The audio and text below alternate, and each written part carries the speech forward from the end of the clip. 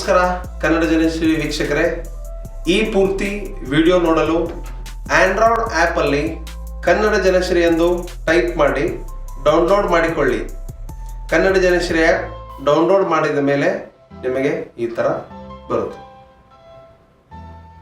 ಈ ಕನ್ನಡ ಜನಶ್ರೀ ಆ್ಯಪಲ್ಲಿ ನೀವು ಎಲ್ಲ ಪೂರ್ತಿ ವಿಡಿಯೋಗಳನ್ನು ನೋಡಬಹುದು.